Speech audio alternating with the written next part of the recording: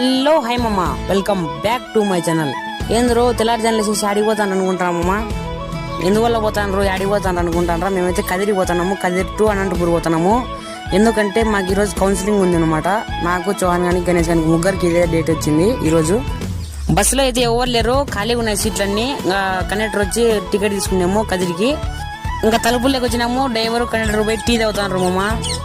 ఇంకా తలుపుల్లో అయితే జనాలు వర్కంగా ఎక్కినారు పొద్దున్నైనా కానీ. ఇంకా తలుపుల్లో అయితే బస్సు స్టార్ట్ అయిపోయింది.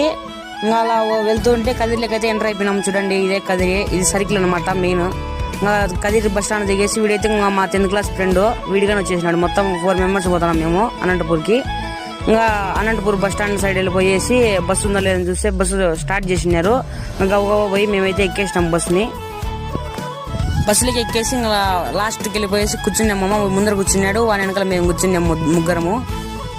ఎర్లీ మార్నింగ్ అయితే బస్సులోకి ఎవరు రాలేదు మమ్మ, ఇంకా ప్యాసింజర్స్. ఇంకా బస్సు అయితే స్టార్ట్ అయిపోయింది. ఇంకా కదిరి ఇంకా సర్కిల్ దాటుకునేసి మల్లికామల దాటుకున్నాకైతే హైవే ఉంటుంది మమ్మ. ఎర్లీ మార్నింగ్ అయితే ఎక్సలెంట్ ఉంది మమ్మ. లొకేషన్ అయితే కానీ వ్యూ చూడడానికి బస్సులో నుంచి ఎక్సలెంట్ ఉంది. మేమైతే ఇంకా అనంతపూర్కి రీచ్ అయిపోయినామమ్మ.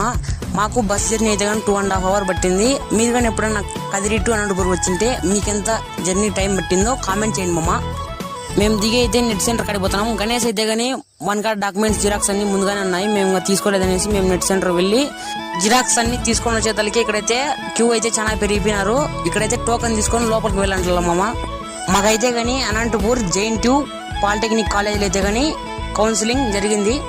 వాళ్ళైతే కానీ ఇంకా ఫామ్ ఒకటి ఇచ్చి ఫిలప్ చేయమన్నారు. మేము ఇంకా గబగబా ఫిలప్ చేసి ఇచ్చేసినాం ఫామ్ వాళ్ళకి. ఇంకా అక్కడ నుంచి ఇంకో రూమ్కి వెళ్ళమన్నారు. అక్కడ వెరిఫికేషన్ చేస్తారంట అన్ని డాక్యుమెంట్స్. అక్కడ పోయి మేము వెయిటింగ్ చేస్తున్నాం కూర్చొని. చూడండి మామ.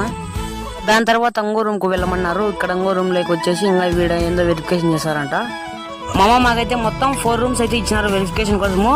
దాంట్లో 2 rooms అయితే వెరిఫికేషన్ చేసేకి ఫోన్ అలో లేదని చెప్పినారు. అందుకే మేము వీడియో తీయలేకపోయినాం. సారీ మామ, ఏమనుకోద్దండి.